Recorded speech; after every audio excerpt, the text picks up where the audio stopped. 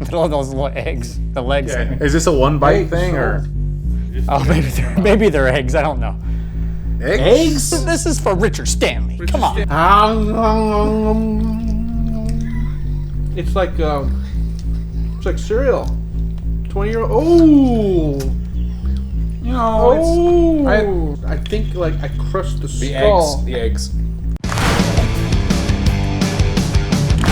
Welcome to Awesome Movie Twaddling. To twaddle, to talk foolishly, great, foolish, trivial, or idle talk or chatter. We get together, we talk about films and just general filmmaking, and we break down storytelling elements from some of our favorite movies, and we just twaddle about them. I'm Adolfo, writer, director, VFX artist, and I sometimes can take people's faces off in some of the horror short films that I make.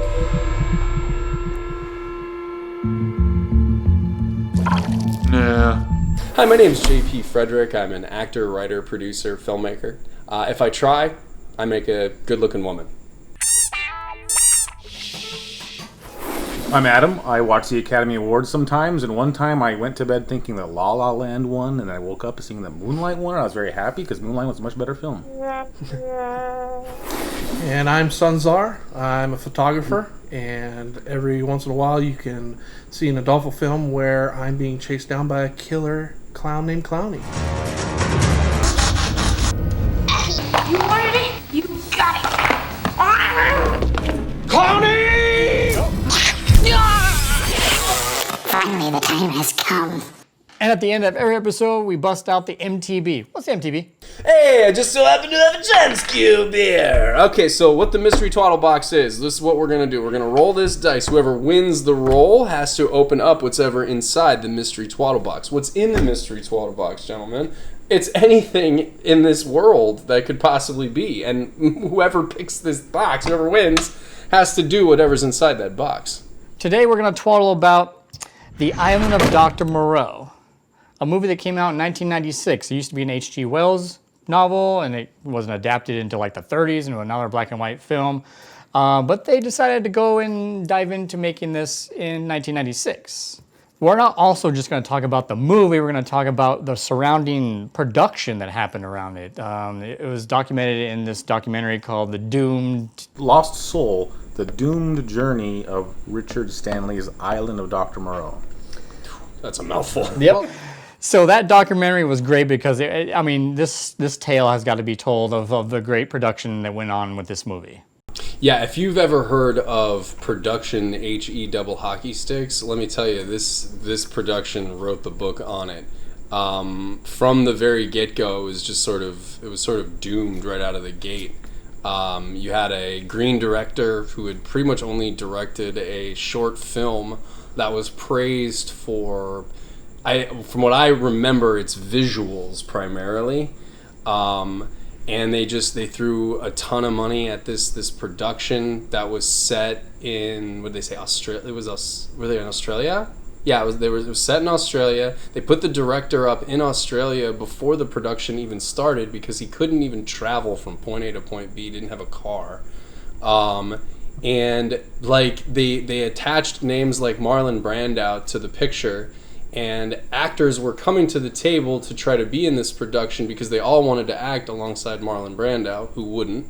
But then people kept falling through the cracks.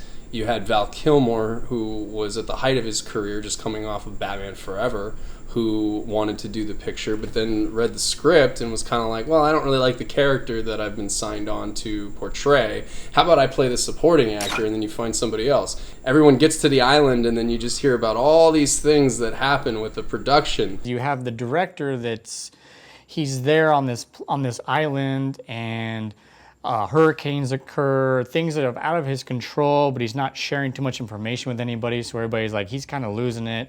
It took, I don't know, more than 6 months to make. Yeah, there were certain people that said they were supposed to be there for 3 weeks. They were there for 6 months. It's insane. This green director, Richard Stanley, gets fired pretty much a few weeks into the actual shooting of this film. He is then replaced a few weeks later with John Frankenheimer, who is known for, at that time, sort of coming in and saving productions. Didn't really have this sort of passion. If you watch this documentary, this passion that this director had, Richard Stanley, for this material, he even said that the first movie he thought he saw in theater was the original Island of Dr. Moreau. So he had so much passion for this project and just couldn't take the pressure of Hollywood and having this sort of budget, this sort of crew. And when he gets fired, he burns all his notes. He's like, I'm done with this. You're not going to continue my movie. And some Australian dudes take him to the airport and say, okay, I think they paid him what they were going to pay him for the movie They paid just him to get out of here. Yeah. They go He to had the to stay away from the airport. production. He goes to the airport, and then they go, okay, see ya. Make sure he gets on that plane. His agent or whoever says, make sure you get on the plane and go back. Okay, cool.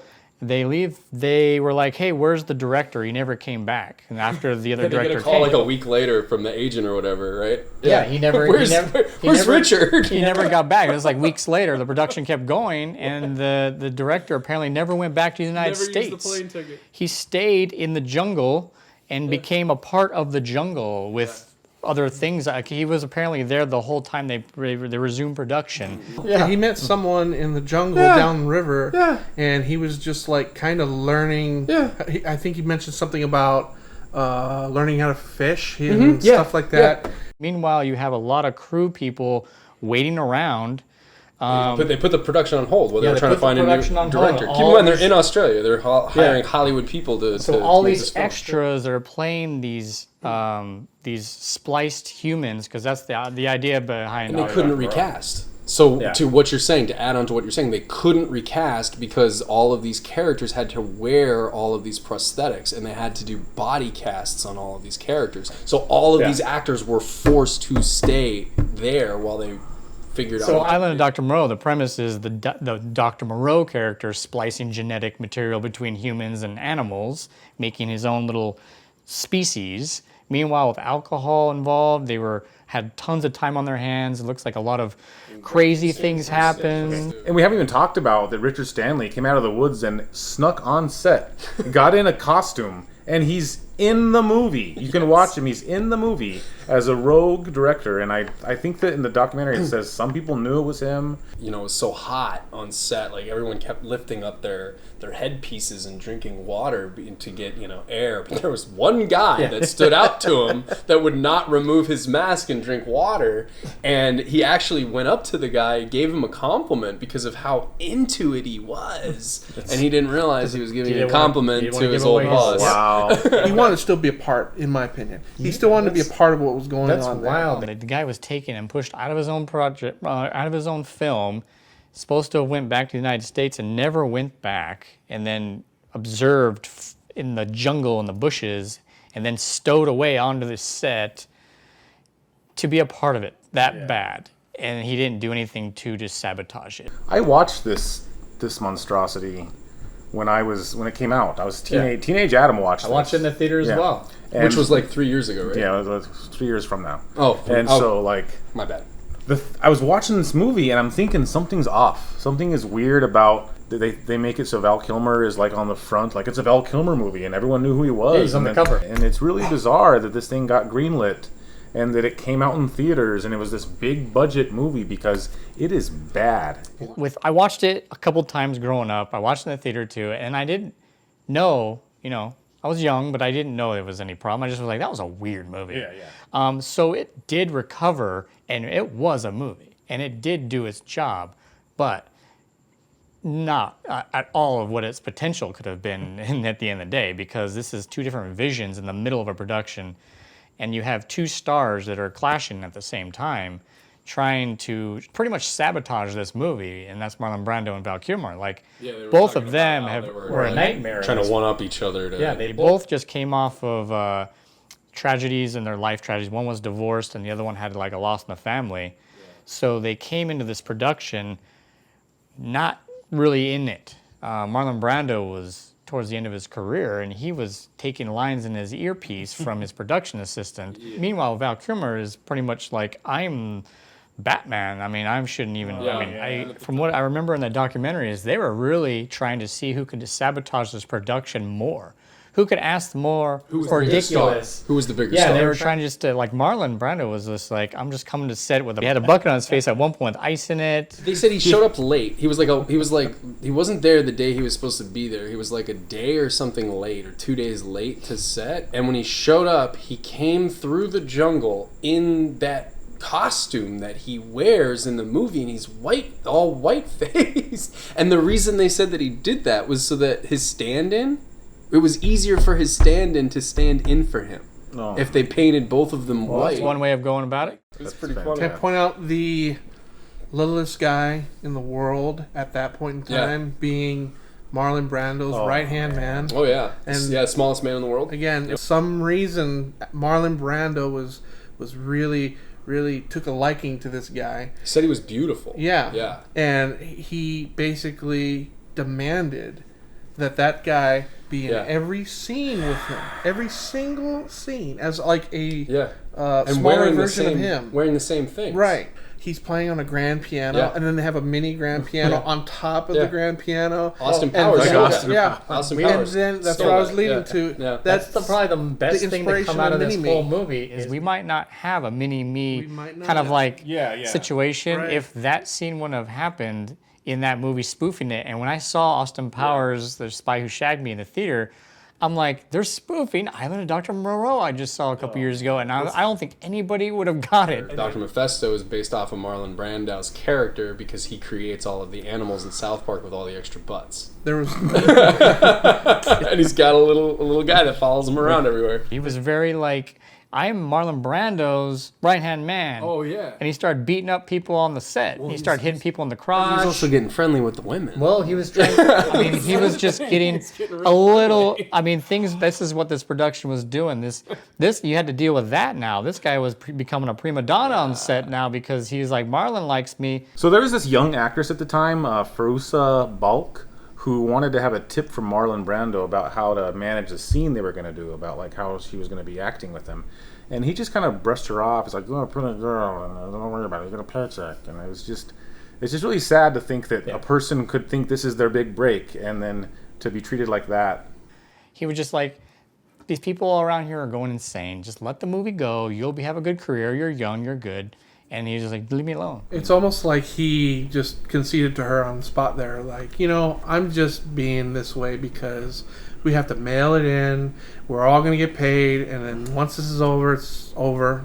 Let's not worry about putting too much effort into it. Seeing as an actor, that's so disheartening because I know that there's for me, there's like the lineup of actors that I would love to work with. And I know that, Marlon Brando is probably was that for a lot of people that could have worked with him. And for all we know, that could have been that for her. And you get to that point and it's like, I just want to be able to have that connection or feel like, that we can do something together that would really, propel my career forward. And then you just get this, just phone it in like the rest of us. She was great in Return of Oz and Craft, so I'm a big fan of that actress. Vicky Valancourt. And then having the Val Kilmer effect in this entire production. I mean, he came in. Kilmer wouldn't come out of his trailer until Brando came out of his trailer. And Brando wouldn't come out of his trailer unless Kilmer came out of his trailer. And everyone was like, are you kidding me right now? So everybody's just still waiting there. Yeah, and there's all these extras in full makeup. And most of the time the makeup team said that we'd put them in makeup not knowing if they were going to be shot that day. And most of the time, they weren't being shot that day.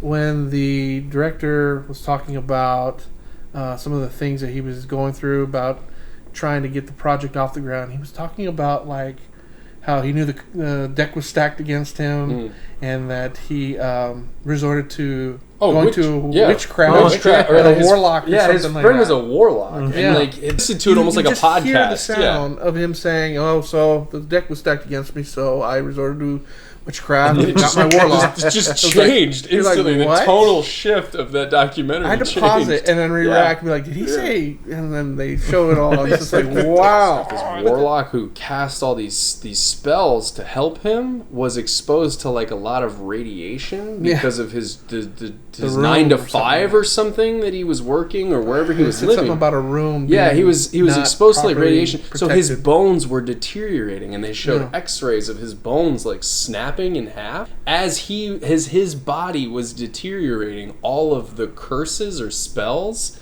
that he had asked him to put on this production were falling apart.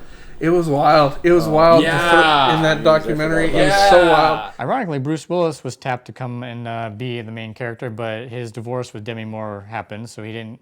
Luckily, he dodged that bullet, but that he was supposed to be tapped as one of the characters. He refused to leave the country for 6 months. At the end of the day, I feel real bad for Richard Stanley because this guy was like, you know, a dream independent filmmaker opportunity.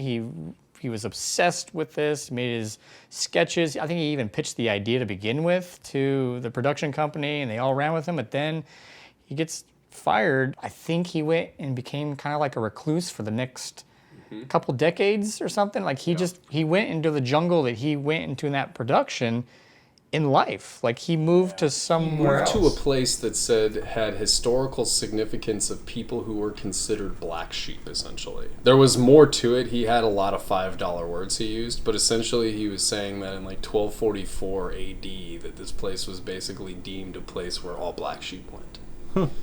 What's cool is you don't have to have seen The Island of Dr. Moreau to watch this documentary. I mean, Adolfo and I, we've watched both, and I think if you want to get the full experience, maybe, but really it's more about the production woes and not necessarily about the narrative of the movie, so they don't rely on that. But if you want to watch a movie, a documentary that's really well made, that's really really highlights these problems and kind of makes fun of them in a way that you can kind of laugh, but also be like, well, this is really sad. We've talked about it. It's a sad thing because as lovers of film, we don't like that this sort of thing happens. We don't like that these production woes happen because we want to see good things. Well, that's our thoughts of the Island of Dr. Moreau and that doomed journey he had there. If you want to see more content, you can go to n-ragemedia.com or just go search on this channel for find more crazy videos or making of videos or just short films. JP Frederick, I'm on Instagram as Actor versus Realtor. I am on the end of a 20-year sabbatical from social media, so you should see me very soon back on it. Just let us know when you're going to be back. I'm at the end of 20 years. So. And you can find me at Sunzar on Instagram. That's SUN_CZAR. And that brings us to the MTB, the Mystery Twaddle Box. Are you guys ready? Because here it comes. Oh! Oh! Oh! Oh! Oh!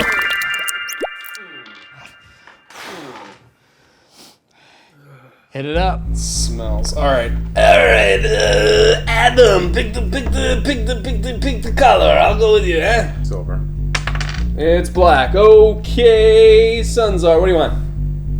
The Midnight. Midnight. All right, between Sunzar and Adolfo. What do we got? Adolfo, you pick. I'll pick Silv. Ooh, it's black as night. Wow, my losing streak is over. Ooh, at least I don't have to do this one. Well, here you go. Have fun. It takes a crew to make a production work. Congratulations, you all win a Richard Stanley Cricket delicacy. Bon appetit. You all win. With me. Sounds terrible. Why do we always eat or drink something weird? Whoa! Oh! Magic. All right, I guess like literally crickets. Witchcraft. the MTV has spoken. Warlocks. Here you go. Salt and vinegar. Oh, this. What do we got? What's You're that gonna flavor? have the bacon. Here is sour cream and onions. And what's that one? Bacon and cheese. And the place to be's. I can take that one, I guess. I think you and I are sharing this Yeah, it's one. fine. Yeah. We're just eating one, right? I heard it was 2. No. What? No. Don't question the MTV. Just do what it says. So now we get the plates too. At least it was thoughtful with the plates. Purple. This reminds me of Purple. like the Looney Tunes where they would like cut the pea on the plate. You know, this is how tiny this is. There's one cricket on my plate.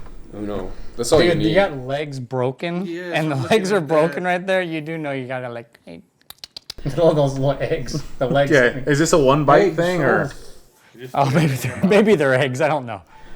eggs? This is for Richard Stanley. Come on. Yeah, for sure. 1 and 2 and it's like cereal. 20-year-old. Oh. You know, Oh. I don't. It's like it tastes like, you know, you eat peanuts and there's like the not the shell casing, but the stuff that's in there with it. I think like I crushed the The skull. eggs.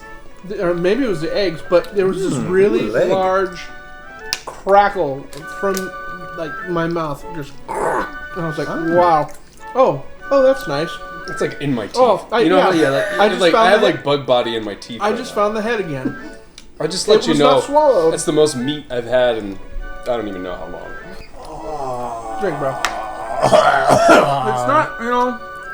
No, seriously, I was biting, and then out of the blue, there was just this. I felt crunching of skull and like sand broke out of it in my mouth. I'd rather create another time paradox than do that again.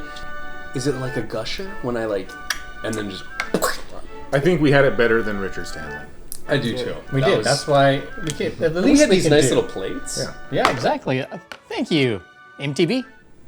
Well, I'm not going to definitely say thank you, but Well, if you guys want some beans, we can mix it all together, and that might just hide the taste. You got tortillas? Of course. I was wondering about the burrito thing. Yeah. And that's what we thought of the Island of Dr. Moreau / the doomed journey of Stanley's.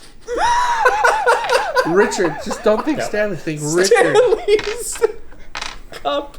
These are not the crickets we were listening to. There's no way. Look at it through my perspective. You guys had some discussion without me. Okay. And I sit down and I hear crickets. And then he says we're gonna gonna eat eat crickets. What am I supposed to think? They're just over there. They're just over there in a freaking aquarium. Hi there. If you liked the content that you saw here today, you could see more of it here, or you could subscribe here. There's also a little bell that you can ring to get all the notifications. Don't forget to give us a like and comment. Tell us what you thought.